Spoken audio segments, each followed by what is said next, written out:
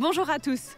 Savez-vous que les délits de fuite ont augmenté de 25% ces 10 dernières années? Et à Bruxelles, ce phénomène est d'autant plus important. Alors aujourd'hui dans Contact, on se penche sur cette question problématique avec notre panel d'usagers.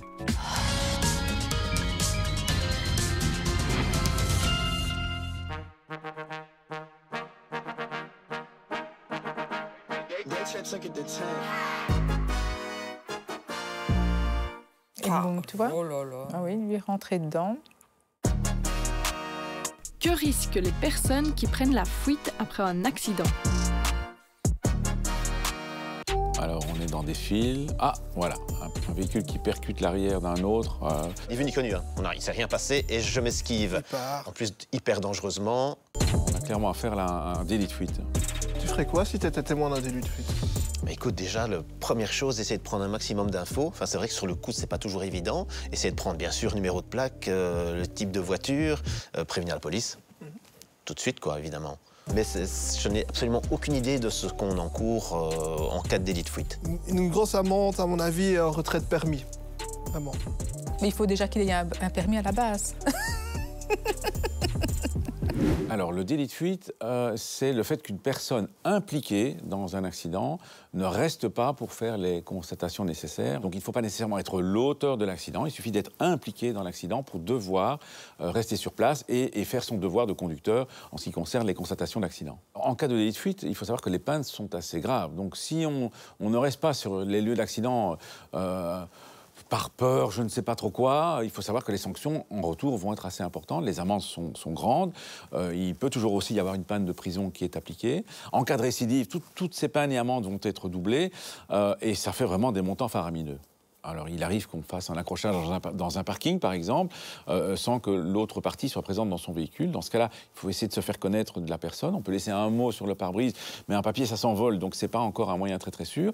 Normalement, il vaut mieux aller voir la police en décrivant le lieu et l'heure. Si on a fait des photos en plus de l'accrochage, c'est encore mieux. Ça montrera exactement à la police quelle est la zone du véhicule adverse qui a été endommagé. Ok, j'ai son numéro de plaque, je vais le dénoncer à la police. Comment réagir lorsqu'on est témoin d'une infraction évidente? Qu'est-ce qu'il fait? Et il fait sa petite manœuvre, tranquillou bilou. Allez, on y va. Ça va, on m'a pas vu.